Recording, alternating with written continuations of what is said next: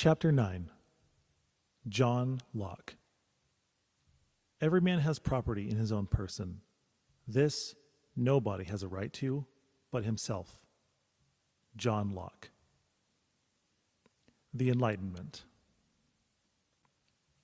The Enlightenment was a philosophical movement that dominated Europe during the 1700s and was centered on the idea that reason is the primary source of authority and its legitimacy, advocating such ideals as liberty, progress, tolerance, fraternity, constitutional government, and separation of church and state. Largely, it pushed European societies away from feudalism and absolute monarchies and towards societies based on liberty and equality. It was also a period when the very nature of government and sources of power were debated and experimented upon. Similar to the intense polarization over the debate of whether or not it was lawful for government to mandate vaccines, two of the most prominent figures to argue contending viewpoints were John Locke and Thomas Hobbes. Thomas Hobbes. As the saying goes, I have good news and bad news. Though the writings of Thomas Hobbes were considered bad news for the ideas of limited government, personal liberties, freedom of religion, and property rights, they provided a sounding board for the liberty-focused philosophies of John Locke. An Englishman born in 1588, Thomas Hobbes began his career receiving tutelage under Galileo Galilei and René Descartes. An outspoken royalist, he fled to Paris in 1640 as the English Civil War approached. When he returned to England in 1651, he published his most famous work, Leviathan. In this book, he argued that the only true and correct form of government was absolute monarchy. His belief stemmed from the central tenet that human beings are inherently selfish creatures. According to Hobbes, if people were placed in a state of nature without any form of government, they would be in constant war with each other. The only solution for this, he believed, was to empower a government strong enough to hold humanity's cruel impulses in check through an absolute monarchy where a king wielded supreme and unchecked power over his subjects.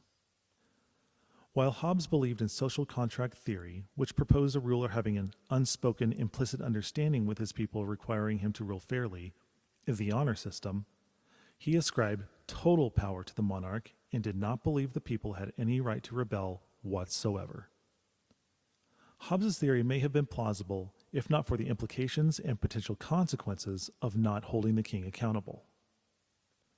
His philosophy begged the question, if the king has the power to keep the people in line, who has the power to keep the king in line? Under absolute monarchy, the king was at liberty to rule by dictate, unrestrained by the dissent and criticism of the people upon whom they were imposed. In this government, king is law, or rex lex, the polar opposite of biblical models of governance and republicanism. While Hobbes' philosophy of government has been increasingly rejected by most of the world for centuries, not all societies have successfully kept it at bay. Hobbesian philosophy can be observed in the administrations of King George III, Adolf Hitler, Benito Mussolini, Emperor Hirohito, Mao Zedong, Vladimir Lenin, Joseph Stalin, Fidel Castro, Nicolas Maduro, Pol Pot, Kim Jong-il, and Kim Jong-un. Without exception, these rulers believed in the absolute power of the state to govern the affairs of their citizens.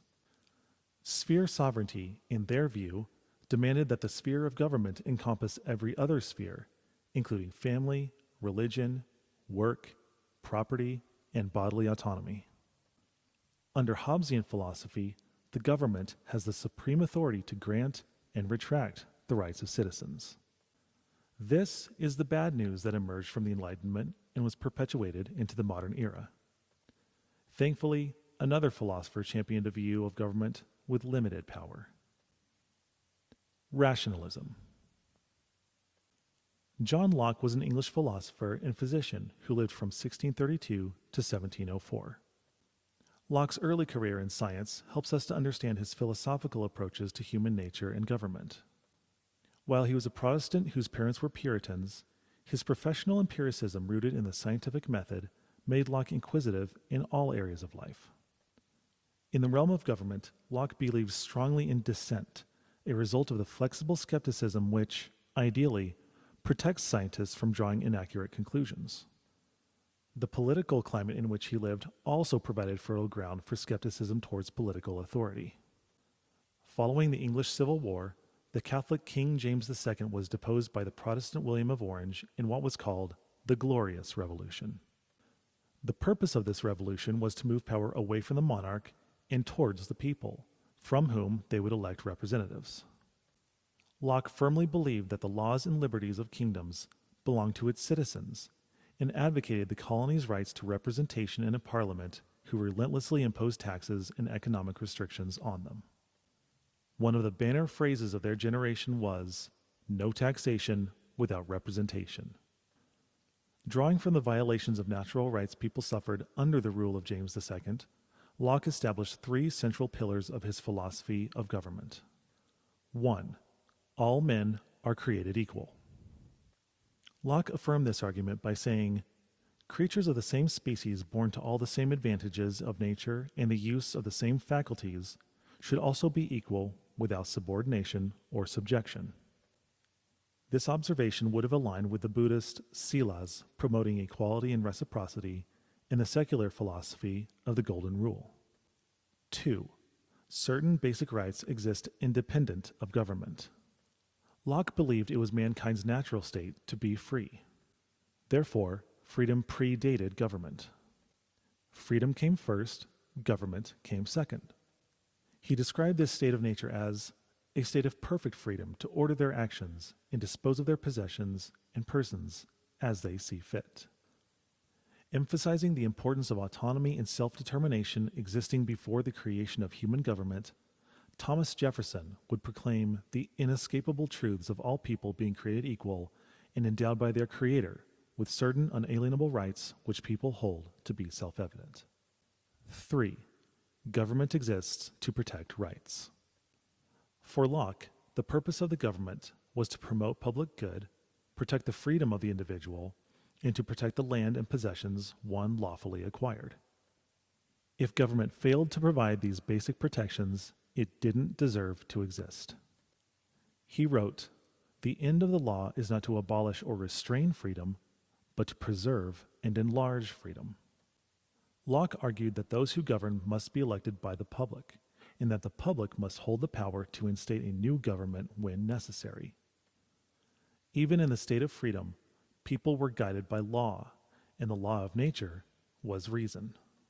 The perennial observer, Locke explained that reason is the source of our rights because it informs us that being all equal and independent, no one ought to harm one another in his life, health, liberty, or possessions. With intellectual consistency, Locke argued that people have natural rights to be secure in their life, liberty, and property because it isn't reasonable for anyone to deprive another of those things which they also wish to have. His conclusions echoed ancient views on these issues. The rights to life, liberty, and property, as so many societies affirmed, were sacred endowments from the divine and existed prior to any codified legislation. Government did not create rights, but existed to protect rights. Egalitarianism. Locke's two treatises on government were rebuttals to the ideas of the pro-monarchy Robert Filmer. In 1680, Filmer published Patriarcha, in which he argued from the Bible that God vested paternal authority in Adam, or gave him the earth to have dominion over, and that absolute monarchical power was granted to Adam. Consequently, monarchs, by virtue of their hereditary lineage to Adam, possessed the divine right to rule. Locke responded to Filmer's theory by saying, "His system lies in little compass. It is no more but this, that all government is absolute monarchy, and the ground he builds on is this, that no man is born free. To make way for this doctrine, they have denied mankind a right to natural freedom, whereby they have not only, as much as in them lies, exposed all subjects to the utmost misery of tyranny and oppression, but have also unsettled the titles and shaken the thrones of princes." Locke indicts Filmer and his conspirators for claiming that common people without royal lineage have no natural rights that would make them equals of the king or allow them to dispute his rule. Synthesizing his sources, Locke concluded, "Scripture or reason, I am sure, do not anywhere say so, notwithstanding the noise of divine right, as if divine authority hath subjected us to the unlimited will of another." Locke's counter-argument drew from scripture, logic, and empirical observation that it was humankind who received dominion from God, making all people equally responsible for the care of and eligible to claim ownership over the earth. He argued that even if Adam had received dominion first, it would not support monarchy, since Adam had no one to initially rule over. Even when he was alone in the garden, he had not been made with an inherent superiority that gave him the right to rule over others. Locke reasoned that God would not abdicate his throne by giving unlimited power to a human ruler exempted from the boundaries of law. This aligned with the teachings of Moses, Aquinas, Luther, Calvin, and Knox, who agreed that kings were to be subject to the same laws as those they governed. As Scripture describes, "For he is the servant of God, an avenger who carries out God's wrath on the wrongdoer." Affirming God's sovereignty over earthly kings, Scripture proclaims, "For all that is in the heavens and in the earth is yours. Yours is the kingdom, O Lord, and you are exalted as head above all." Understanding kings as servants of God, Locke's perspective of human nature opposed Hobbes's and Filmer's belief in the divine right of monarchs. While the Bible does not support the notion of divine right, it does support the idea that authority exists within specific spheres of sovereignty. To emphasize the moral and volitional autonomy God has granted humans, I have chosen to divide them into two basic organizational structures. One, those that people are born into, and two, those that individuals consent to participating in. The first kind is the family, possessing a hierarchy among parents and children for the protection and nurturing of the latter. School may also fall under this first category, but only up to a certain point, such as when a child is mature enough to direct their own educational choices. The second structure can be found in every other sphere of life, including the workplace, church, and government. So, hierarchy should exist, but only under necessary, appropriate, and consensual terms. As Stephen M. Parrish says in his book, Moral Knowing in a Hindu Sacred City, an exploration of mind, emotion, and self, empathy and equality provide no structure, no basis for order or collective action. Hierarchy does. But though the hierarchical authority of active family members and elders is seen as maintaining order, this is justified on moral grounds.